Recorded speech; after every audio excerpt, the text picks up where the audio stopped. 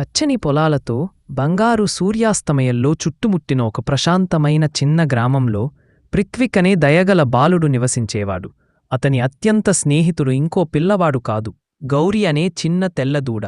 ప్రతి ఉదయం పృథ్విక్ తొందరగా లేచి గౌరికి తాజా పచ్చని గడ్డి తినిపించేవాడు. గౌరి ప్రేమగా అతని చెయ్యిని ముద్దాడేది. అప్పుడు అతను నవ్వుతూ, ఆమెను నా చిన్న సూర్యకాంతి నువ్వే. వారిద్దరూ విడదీయరాని స్నేహితులు. పచ్చని పొలాల్లో పరుగులు తీస్తూ, సీతాకోకచిలుకలను తరుముతూ, నది ఒడ్డున కూర్చుని పృథ్విక్ మృదువుగా పాటలు పాడేవాడు. ఒక సాయంత్రం నల్లని మేఘాలు గుమికూడాయి. గట్టిగా వర్షం కురవడం ప్రారంభమైంది. గాలి గర్జిత్తూ వీచింది. నీరు పొలాలను ముంచెత్తింది. ఆ గందరగోళంలో గౌరి కనిపించకుండా పోయింది. భయపడ్డప్పటికీ ధైర్యంగా పృథ్విక్ తుఫానులోకి పరిగెత్తాడు. గౌరీ, గౌరీ అని అరిచాడు. అప్పుడు అతనికి దూరంలో ఒక మృదువైన గంట శబ్దం వినిపించింది. మట్టి నీటిలో నడుస్తూ పృథ్విక్ ఒక చెట్టు క్రింద వణుకుతున్న గౌరిని కనుగొన్నాడు. ఒక్క క్షణం కూడా ఆలోచించకుండా ఆమె మెడను కౌగిలించుకుని వర్షం మధ్యగా జాగ్రత్త